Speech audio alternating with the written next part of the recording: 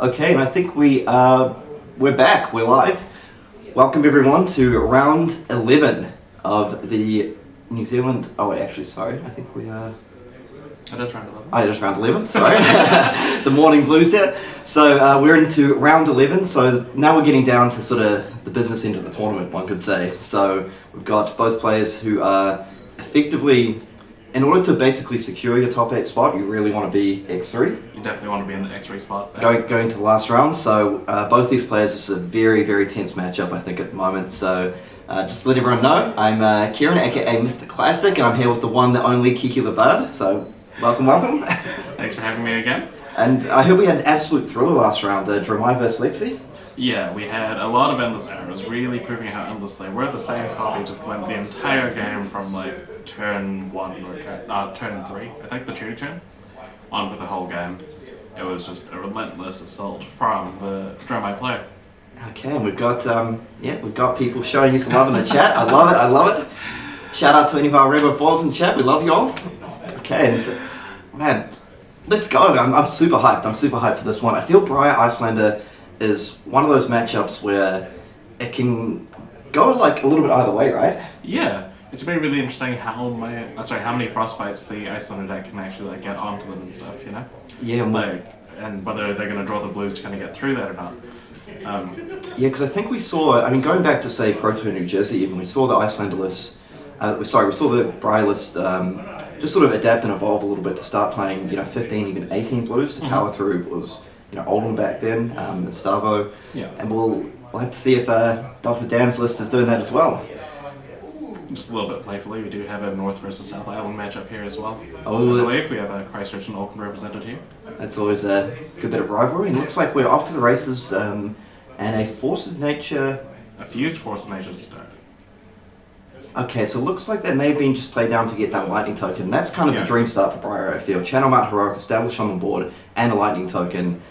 I feel Henry's gonna, be throwing up a prayer to the Fab Gods. Hope he's got that disruption.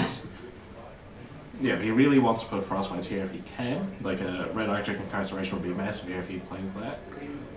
But it looks like we're just going for some arcane damage. Okay, so opening up with a Red Aether Hail and Dan just says, no problem, I can't hit the down button on the life totals fast enough. Okay, and just looking at the equipment here, I see we've got Crown of Seeds on the Briar, and the Vexing, so sort of a pseudo AB2 in a way. Yeah, a little bit Arcane Barrier 1.5 almost, right? Yeah, that's a good way of putting it for sure. Okay, I think Henry's sort of crossing his fingers that he can get through this turn not too scathed. I'm not going to say unscathed. Yeah, it's definitely going to be having some damage leaking through, and this is a good way to start with a Snatch with Go again. Yeah, Snatch with 7 with Go again, just hits that really annoying breakpoint. From Henry's side, he's probably hoping, wait, do I have the Fate for Seed with... Ooh! Okay, so the Blizzard here. The Blizzard will force him to play 2. He'll still have 1 card in hand afterwards. So he can pay for it and draw the card on the Snatch. So he's still going to have a turn, but this is going to stop a lot of it. Yeah. Unless Henry triple blocks here. Yeah, and effectively it's taxing 3 resources in a way, isn't it? So with the paying 2 from the Blizzard and 1 from a Frostbite, I saw a Swarming Blue Veil. Oh, true. And a Runic Reclamation in Dan's hand, and there might even be another red. If he has 3 reds, that is quite brutal. It's very brutal. I forgot about the Frostbite, to be honest. But yeah, we'll see. It looks like he's considering a 1 card pitch. I suppose the Crown of Seeds, okay, it looks like they may have been done in response to the Frostbite. He might be looking for that blue card. Yep, absolutely. Because on top of that, 3 reds and also... Okay, so they're just establishing... Looks like it was in response to the Frostbite. Scar for Scar, Raised Face in Hand, and an Unknown. And a Runic Reclamation, oh no, so that's 3 reds. He might have stopped the Channel Heroic turn. And on top just of like that. Yeah, and on top of that, not only no blues, but no... I'm not sure if he runs Earth Reds. We've seen a few red Earthlore Surges throughout the event, but it looks like that Channel Mount Heroic is going to be saying farewell pretty quickly. Yeah. And he might not be taking damage after all this turn. Okay, so 3 reds have been paid. The good news here is now the Snatch does have Go again. So if this does draw... I think... Okay, no. Henry Moore saying no thank you. And he did stop. We were wrong. He emerged unscathed from that turn. He did. I should have believed in Henry. He was a long-time prison player. We should have known he had an instinct. Absolutely. Henry said, one attack and no more, thank you. That's really the best case scenario there, but he's gonna look to build back this Morganian time here. So the Guardian time comes down, and so we'll see if Henry wants to respond to this. Looks like no. And here we get the lightning token back, so I presume he's going to like to give a damage bonus here with this Captain's Call. And a raise force. That's not going. Does that get affected by the red Captain's Call? It does. I believe the red one does, yes, so that will be coming in for 9, I believe. 8. Oh, yeah, for 8. Yeah. 8 is absolutely massive here, though. He doesn't have any sort of equipment that he really wants to block with outside of maybe the Coronet Peak, so if he really wants to stop this, that's going to be 1 equipment on turn 2. Turn 3, sorry. Yes, I suppose the potential to lay down 3 cards here to defend against this. We'll see if he wants to do this. So, looks like he didn't want to respond with a card from Arsenal, so potentially it's an attack reaction, potentially he just wanted to hold that information back a little bit. Could also be something that's not blue in the arsenal, or just maybe not a nice card. Yep, absolutely. Okay, so it looks like Dan, I believe, has 2 cards at hand remaining. So I'll be looking to follow this up with at least a Rosetta Thorn with the arcane damage active. Yep, for sure.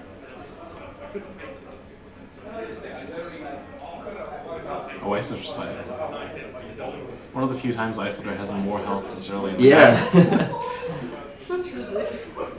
So this is just preventing 4 damage, and the trigger still does happen. Okay, so the bottom of Earth comes down. For Iyslander, I suppose if you're looking at defending out this turn and just sort of passing back, maybe the erase face isn't too much of an issue. Yeah. I don't believe he gets the ice. No, they keep the talent, don't they? The attribute, whatever the element. Yes, I believe they. Actually, that's an interesting one, but I imagine it may just be a sequencing thing. They were shortcutting a little bit there, and then Rosetta coming in for 2 and 2. Yeah, well, classic 2 and 2. And hearing that's Arcane Rising, but used to be Pistol. As a former Dash player yourself, you know the 2+2 very well. You say former, but I was on it this weekend. Yeah, true.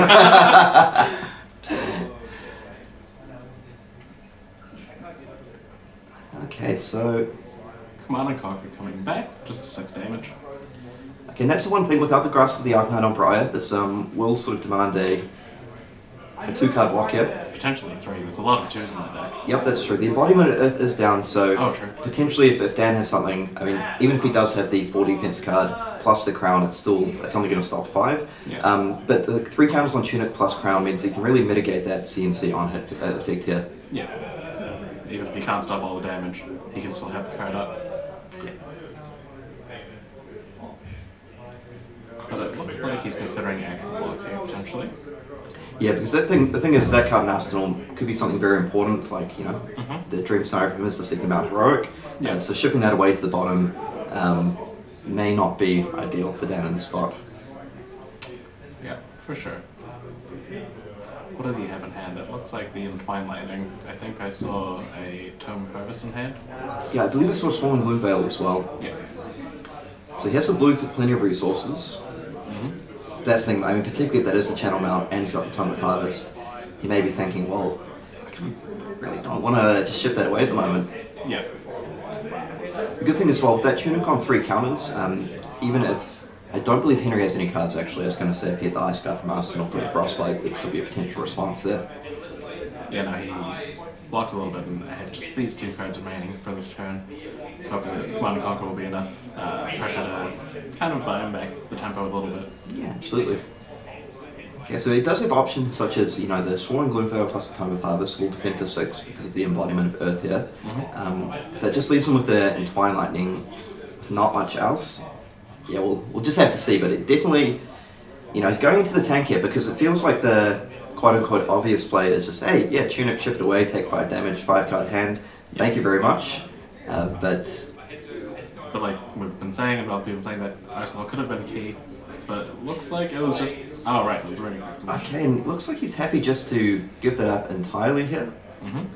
I suppose there's no Insidious Shield down, so the Runic Reclamation doesn't have an obvious target. Yep. And Okay, so it looks like he's just putting his foot on the gas here. he has that Swarming Gloom Veil, I imagine. Or he might wait till he gets to the third token before playing that. Yeah, I think the swarming is going to come down to just the It gets the token, right? yeah, the vexing quill hand just representing one of those sorts of arcane barriers. So it looks like he's happy to just give that up to you know, to keep on the pressure.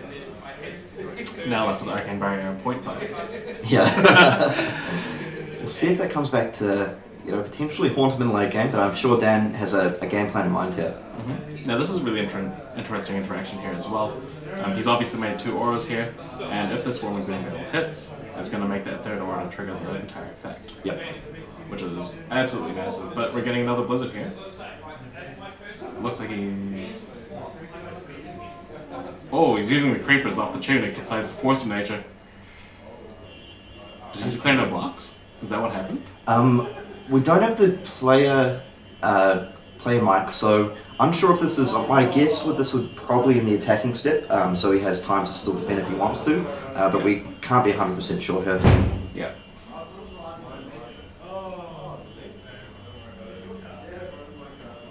Okay, so it looks like the players are just working out amongst themselves the sequencing here, how this works. It looks like they're potentially questioning whether the +1 goes onto the Swarming Gloom Veil or the next attack following, because this one's already been played. Yes.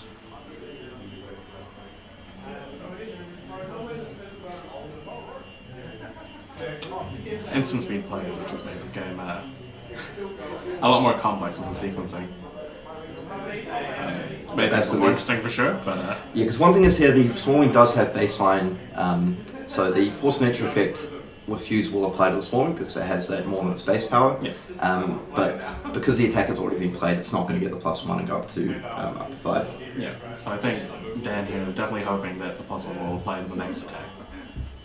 Okay, so it looks like they may just be checking with the judge just to make sure everything's correct. Because again, we're speculating here, it may just be they're working out the Blizzard, Frostbite, Spellbound Creepers timing as well. Yeah. Definitely a number of things here. Again, with instant speed and a whole bunch of triggers on the stack. So far this has been a pretty exciting game, like lots of back and forth between the two players. The 2 blitzes coming down early I think has really helped Henry stop Dan from just running away with the game here.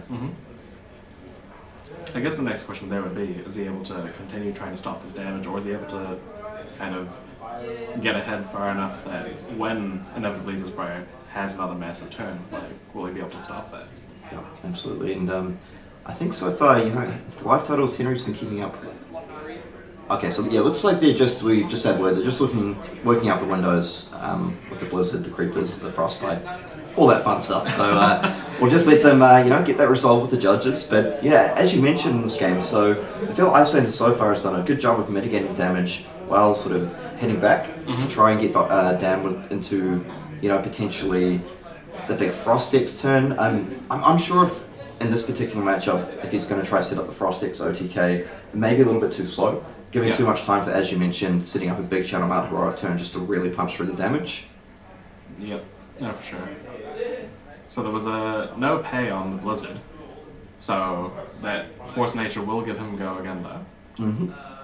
And he does draw the card from that, so the next attack will likely get the bonus as well, and arcane damage shouldn't be prevented, but he doesn't have the Earth Embodiment token.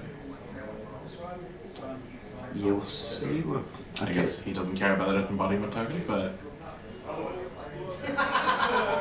So, yeah, this round... Interesting that is a missed trigger, because that Embodiment of Earth can be quite relevant actually, because it creates a... Okay, so... Looks like maybe the players have remembered it now. But it can be quite relevant for the Iyslander player, can't it, because of the priority window it creates. For sure. A thing to note is that Ravenous Rabble revealed a blue, so even though it got the +1, it didn't draw the card on Force of Nature. Oh no. Unfortunate for Dan, but I'm pretty sure he's happy being 11 points ahead. Yeah, the Rabble with the Force is a bit of a number sometimes. Okay, so I think now we can see why Henry chose to take all that damage here, because he just wants to get back the tempo, and there's almost nothing better than a good old Aether Ice to the face. Yeah, that's definitely one of my favorite cards in limited format, and it also pulls its weight in constructed as well. And he has that Insidious Chill, and he's going to be arsenaling. That'll give his opponent Frostbite, and also be one of his tools to kind of strip the cards out of Dan's hand to kind of either relieve pressure or get through that final point of damage. Yep. If that's his like plan. Absolutely, and that Insidious Chill I feel is just such a critical card in this matchup. Like you mentioned, being able to get the instant Frostbite when you play it up from Arsenal, and then just for the not quite the rest of the game, but your next 3 Frost use just like really taxing the resources of your opponent here. Yeah. And there's no sort of true Arcane Barrier here, like you mentioned. He's down to sort of 0.5 AB in a way. Yeah, he can prevent 1 maybe if he chooses to, because it does also cost him his arsenal, and we do know that Briar likes to have cards in arsenal because they do kind of require having specific non-attack and attack ratios and stuff. Absolutely. So I suppose one option here with the blue, Dan will be able to pitch the blue to Crown to prevent 1 of that damage, and then leave the 2 leftover resources to pay for the 8th Iyslander tax. Yeah. So that we'll still leave him with 4 cards in hand. 4 cards. Crown. Yeah. That's a good way to keep pressure up. Oh, he's just discarding and taking the damage. What is an option as well? And I believe he has that Entwine Lightning in Arsenal from the previous turn. Yeah, I don't think we've seen that yet. Is that a Channel Heroic? No, it's a Channel. Oh, it's both. He's got 3 non-attacks in hand with 2 tomes, 1 of each variety, and the Channel Heroic in hand. Yeah, so not a bad pressure turn, just being able to play the Channel Mount Heroic into the Entwine Lightning and then Arsenal last card. But it looks like in response to that embodiment of Earth Trigger, the Frostbite is going to come down. And that is actually somewhat disruptive here because it means he's not going to be able to Arsenal card here. Yeah, for sure. He could have made a slightly risky play where he pitches the Tome of Harvest to play the Tome of the Arknight. Yeah, maybe we'll see that come draw down. 2 cards. But if he does that now, he's going to... How much does the Tome cost? Is it 2? Tome Arknight is 1. 1? Okay, so he could still make that risky play here and try to just have it all. But he could also just make the conservative play of attacking for 7 and not having the arsenal. Oh, no, he's going for it. He's going for it. Okay, this is... Oh! And he hits it. And that is big. That is really big. Absolutely massive. So now the Arconics might also let him draw another blue, so he can play that Erase Face. He's already got 1 coin flip. What are the chances he wins another one? Yeah, and that's the thing. He looks like he will play this now. So this scenario is pretty critical for him to hit with this here. This will actually allow him to play the embodiment. The Entwine Lightning. Okay, so he does. He gets an Enlightened Strike here. Yeah, picks up the E Strike. Now his resources are going to be a little thin to try and get down that Channel Mount Heroic though. He's going to have to pitch both that Erase Face and that Enlightened Strike in order to play that Mount Heroic. Yep, one option here as well, because he does have the embodiment of lightning, we may see an Enlightened Strike putting a card to the bottom, withdraw a card, to see if he can just sort of keep that turn ticking along really nicely.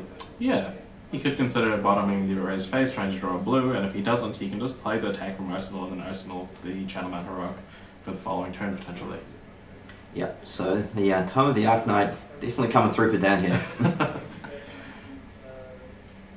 I'm sure he would have liked to see blue that he could have picked up. Yep. One nice thing about Iyslander is here you just have this sort of almost incidental Arcane Barrier from the Metacarpus nodes, and also importantly, for the mid to late game, you've got those Storm Stride with AB2 to be able to shut down that, the Rosetta Arcane damage. For sure. He's looking at 3 cards in his hand, Henry is, so he should be able to block some of this damage and probably play another Arsenal. So I think that Tome of the Arknight was certainly I wouldn't say a turning point just yet, but we may look back on that and say that ended up being a clutch play. Yeah, for sure. Okay, the Enlightened Strike is coming down with... And he has gone for the draw card play. It's one of my favourite modes when you have that go again. 5 damage go again attacks are pretty good in every format, really. But when it draws a card, it's just the icing on top, Yeah, there's a note about removing the counter from Tunic to pay for AB for Snyder. That is actually correct, because when the Snyder resolves, it resolves all at once. So it should have been used before. End up potentially the players are just shortcutting here, or maybe that just got missed. Yeah. Is there anything No. on the table, or? We'll just see how the players are dealing with this one. potentially as well they're communicating to each other, and he just kind of pointed and said, okay, I've got to prevent the arcane. Oh no, maybe. Nope. Okay, no, so. We've gone back.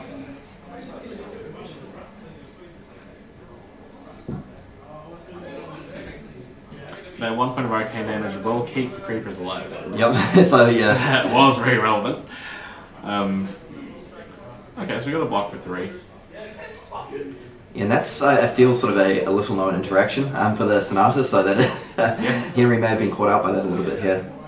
For sure. And here's a Ravenous Raffle for 4.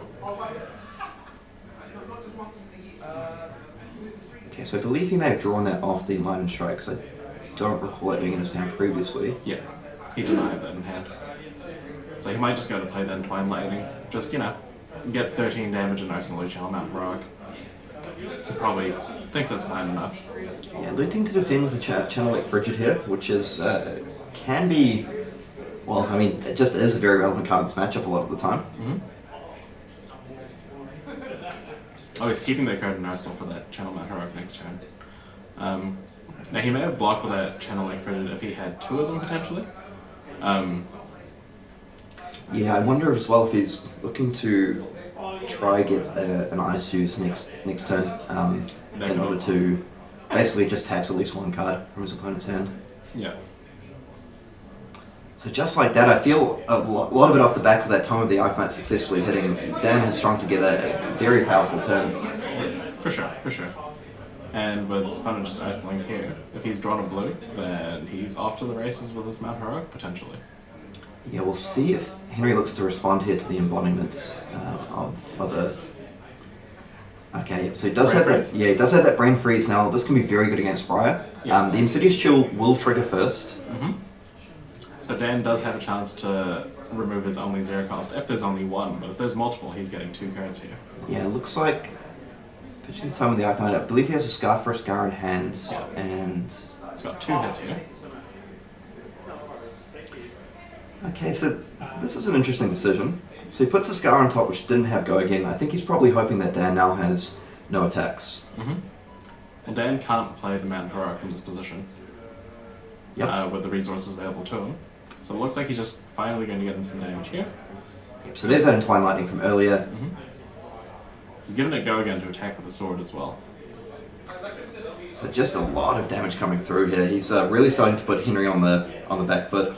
Mm-hmm. He's presented exact lethal, so it's going to take at least something from Henry, whether it be an equipment or a card, at minimum.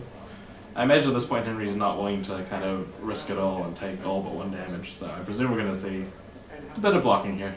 Yeah, and Dan was actually very, very well set up for the next turn. The Channel Mount Heroic going down into Arsenal is going to cause, and the Tuna going to 3 counters is going to cause sort of all sorts of trouble here.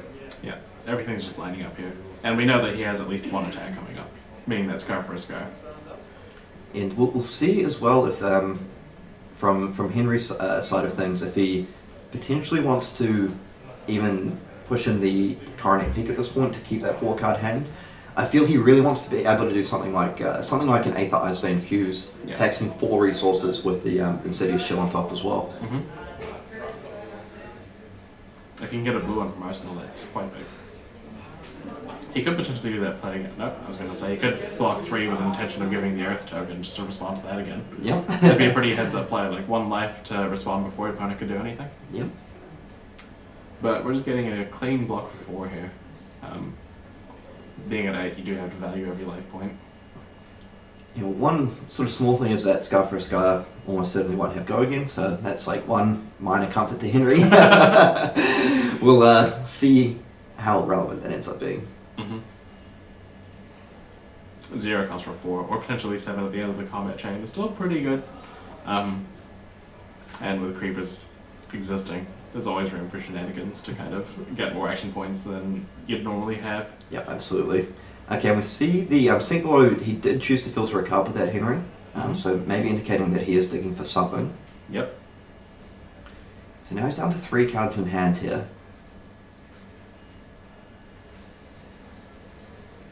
So we'll see, because it feels like he really needs to find some sort of disruption. Okay, choosing to defend with the Aether Hail.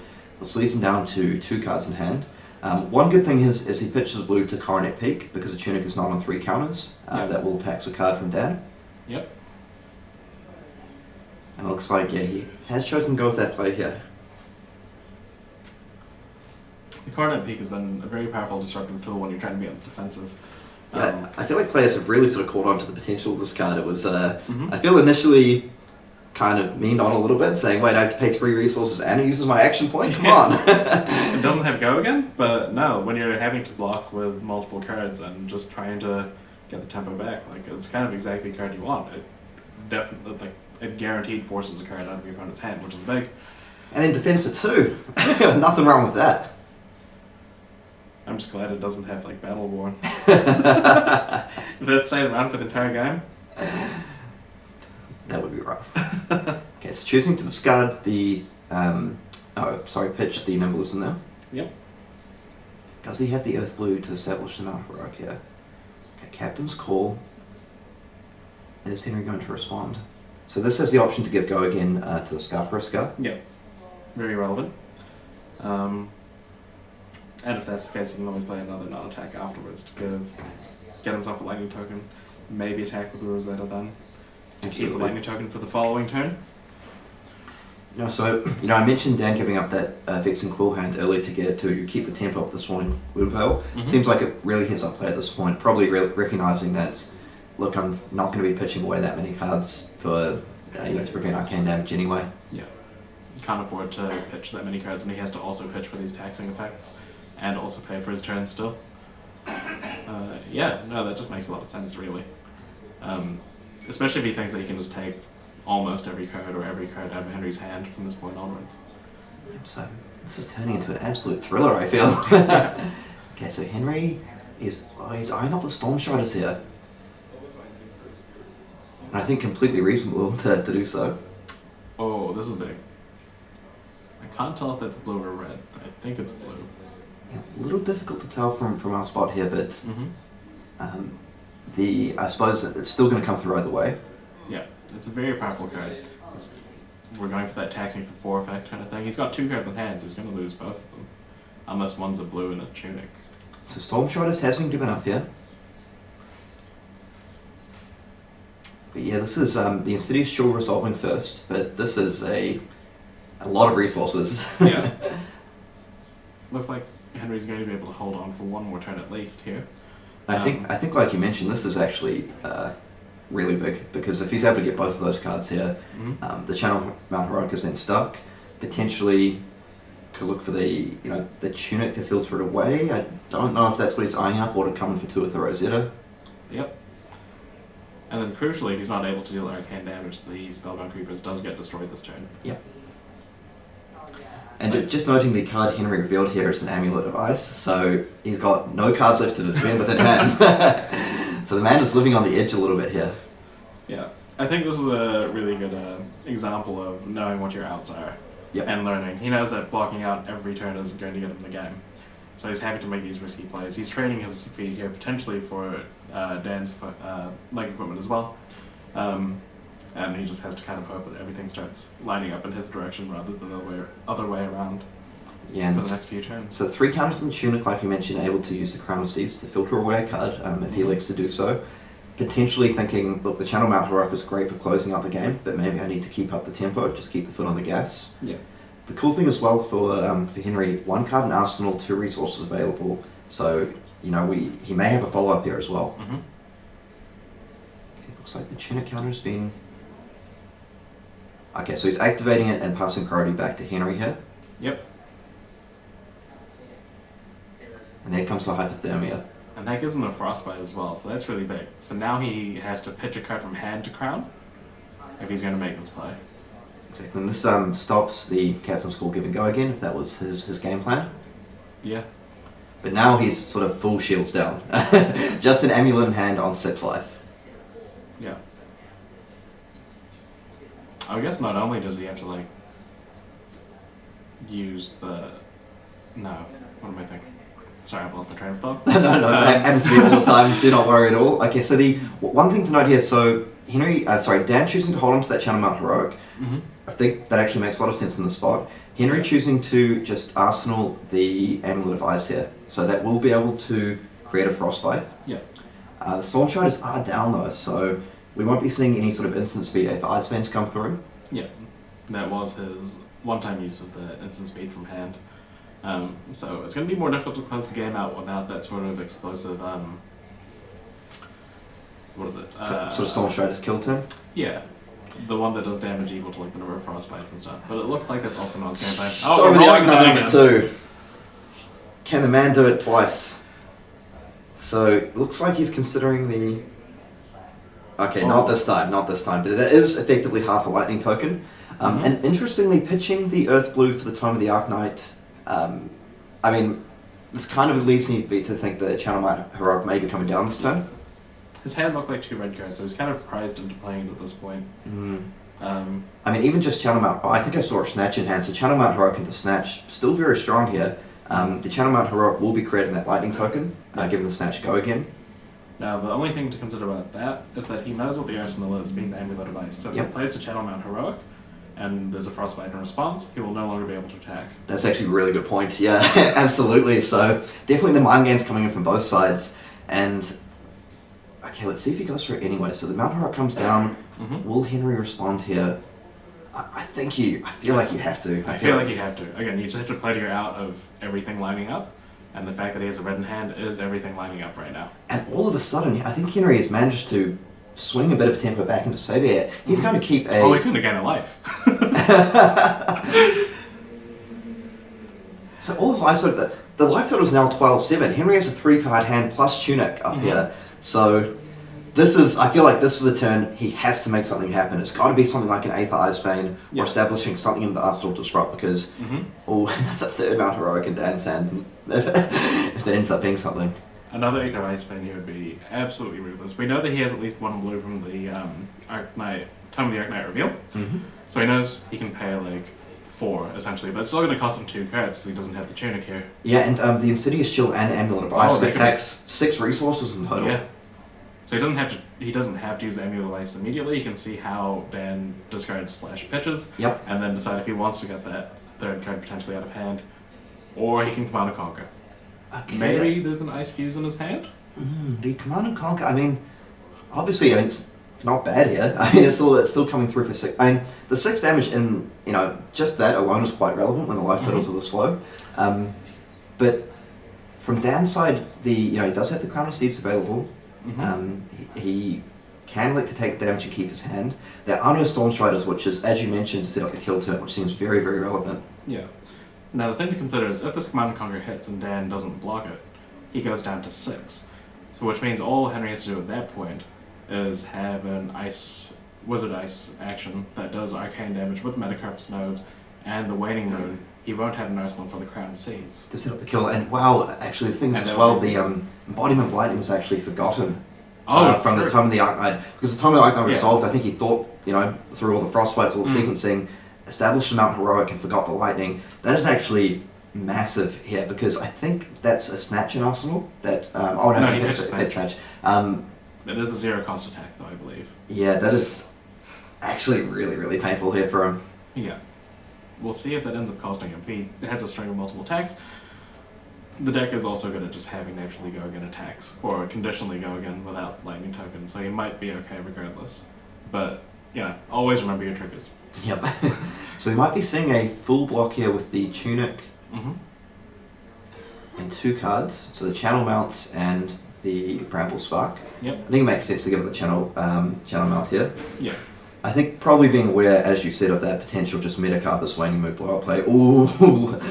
So Henry knows that there's a blue in hand, because that's the Weaver, I think he revealed. Yeah, Weaver was the other card, correct? That revealed off the tome? Yes. Yeah, and that'll almost definitely be a blue Weaver. So this is coming in for 7 here, and, fortunately, and like you mentioned, potentially +2 up to 9, so there is the option there for the Coronet and the Find Spring Tunic to come in. Also, if we're correct in saying that the Arsenal is 0 cost 4, this doesn't have Go again, that lightning token. Yeah, that lightning token ends up being very relevant. Now, I think Henry's just thinking here, because I believe you may be able to respond to the Exu being played with an instant. Yeah. Well, it's still on the chain, you can respond to that before you're unable to. And it looks like it's what we're going for here. Giving a Frostbite means, He did have that lethal play if he took the damage. Yeah, yep. So both players very aware of the pressure points here, and this is quite cool. Like the frostbite comes down here, so the frostbite means he can't activate the exude confidence trigger anymore. Yep. So this potentially sets up just the Chronic Peak lock, doesn't it? Potentially, yeah. Or some sort of block where he gets to keep another ice wizard action to come in for lethal next turn, potentially. He might try to just get in for 6 or 5. There are cards, like, I'm not sure if the players, how well these two know each other, how well they're in a deck list. Potential concern cards like Lightning Press, for example. But again, I'm not sure if Henry kind of knows Dan's listing, like he doesn't play it, or if that's in the back of his mind somewhere. Yeah. Once again, they are from opposite sides of the country, so they don't necessarily have the same testing team. Lightning Press isn't played in every Briar list, but it's definitely played in enough of them to be a consideration. Okay, so choosing to take the 3 damage here. And I believe Dan is also friends with Hayden Dale from Arsenal Pass, so I imagine they might have done a bit of testing together. Oh, I'm definitely sure. Definitely sure he knows how to play this matchup. But look at that. Icelander's up. Yeah. For the first time since like turn 2. Okay, so he's done an impressive job to stop every Channel Mount Aurora from being effective so far. Yep. And I think that that embodiment of Lightning Token being missed is actually super relevant here, I feel. That was backbreaking. And he's looking like he's going to block the Coronet Peak like you predicted. Yeah, no, I'm curious to see if he looks to put in the Tunic as well. I mean, maybe because it's just not going to get back to 3 counters. Yep. Yeah. I think Henry's got a plan to win in the next turn with that Metacarpus nodes, potentially. Yep.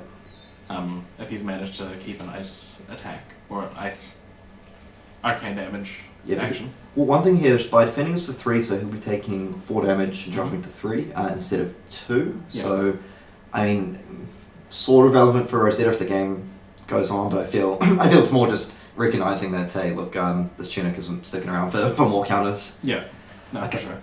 So I feel Henry's really managed to just kind of... Oh, that's massive! Oh, so the Insidious Shield trigger coming first. Wow, this is absolutely huge here. Yep. And again, he can use the Amulet of Ice here afterwards, depending on how he tries to prevent this damage. Dan only has Arcane Barrier 1, essentially, for this turn, as there's no Waning Moon. There could be a Waning Moon if he pitches the blue. But I think he may have used... Oh yeah, no, so you got the Fuse card. Fuse card, of course. So this is really just representing... I know, not quite lethal, because it's 4+2. Yeah, it's not lethal anymore as he's crowned. So he's... Yeah. And again, yes, and the Amulet of Ice comes down as well. Yeah. So Henry does have the blues, has the blues to deal with this, but he's dropped down to 3 life now. Now Henry doesn't have... he does have the Ice card to place there. So his Waning Moon will be active. His Waning Moon is lethal, and there's no arsenal for the Crown of Seeds. And he's got a blue Power Blast, so I believe that's most likely the game at this point. Yeah, this... There we go. And his opponent's turn. Waning Moon for 3. Moon of Earth. No, and that's it. That's the game. Wow, he pulled that back. My heart's pounding that game. I feel that was... We could not have asked for a better game than that, I feel. That was a beautiful display of knowing you're out playing to it. And he did a great job of preventing almost the entirety of those Channel Mount Heroic turns. I feel one of the just critical turning points in that game actually happened very, very early with that Blizzard on the first Channel Mount Heroic. Because that seemed like it just completely shut down the Mount Heroic turn. The Mount Heroic went to the bin. And instead of just, having a bunch of damage coming down with follow-up into just, really running away with the game, and poor Hayden Dale saying that was hard to watch in the chat there. I mean, the embodiment of Lightning being missed in the late game as well was, I feel, quite painful. Yeah, for sure. I'm pretty sure we were right in saying that there was an attack in the Arsenal, but even if we were wrong, I don't know if Henry definitely knew what was in the Arsenal at that point. I can't remember if it was revealed or not. Yep. But yeah, just not having that lightning token meant that Henry knew he was safe from that one attack and that he was safe to go. Absolutely. I mean, it's just, it becomes the power of information at that point, doesn't it? Just knowing, look, I can plan my turn exactly how I want to, knowing what's up. And, I'm still shaking a little bit. That time of the Arcanite play from Dan early on, picking up the 2 cards. Yeah. The second one, I feel like if that second one had hit, that might have been enough for him to run away with the game. I think so as well. Funnily enough, I think that second one probably gave Henry enough information on how to play to his outs there. Yeah, that's the thing. I mean, these cards like Time of the Afternight, they're not free rolls. I mean, it's not just like I play it, I get a free lightning token, and if I miss, it's not great, but I just continue on. Like you say, your opponent just getting full information. I feel Henry just played that really, really nicely as well. Like things like the Brain Freeze to put the Scar back on top, just navigating those late game turns into a spot where he felt pretty comfortable. Yeah, that was a beautiful game to play, to watch rather. He played that extremely well. And with the amount of pressure on these two players, so I feel unfortunately for Dan that is quite likely going to be the end of his Nationals journey. I mean, I don't know absolutely the tiebreakers, but I think only a small number of 8-4s will make it in, and you probably want your losses to be kind of in the last round. Yeah. So he's definitely not ruled out entirely. I'm not going to say that, but it becomes a lot harder. For Henry here progressing to 8-3, that leaves him with the potential to sneak on an 8-4 with a loss in the last round, or just winning one more game to absolutely secure your spot in the top 8. Yeah, for sure. Henry is in a great position if he wins. Obviously, guaranteed top 8. But losing the last round is like if you're going to have to lose, it's the best round to lose. Yeah. And Dr. Dan is still very much in the running to cash this event, so he can't be, I can be a little bit disappointed, but a little bit of a cash prize is a bit of a nice consolation prize still. Yeah, I suppose from Henry's side he says, frostbite a day keeps the doctor at bay. And he managed to prove it there. And also, just a big shout out to Henry Moore as well, who had a bit of a heartbreaking loss last year at Nationals to keep him out of contention for day 2. And so, he's come back very, very strong this year, and he looks to be well on his way to top 8. So, okay, I feel that's probably... Any last thoughts, any last notes on that game from your side? Nothing I think we haven't already talked about. Like, I think they both played that really well with some forethinking about how they win the game, a lot of foreplanning, a lot of decision making like that. Yeah, I I really like the Storm Strider's activation, just identifying that, like, look, it's not just for the kill turn, you've got to use the tempo sometimes. Yeah. I think that sort of got him just enough wiggle room to sneak through for lethal at the end there. Especially because, like, with the lack of Arcane Bear on the opponent's side at that point, he knows he doesn't need to do the combo kill to win the game, and also he's not going to have the time to set up the combo kill. He's probably not playing Frost Hex, or if he is, Frost Hex isn't his, like, in this matchup, rather.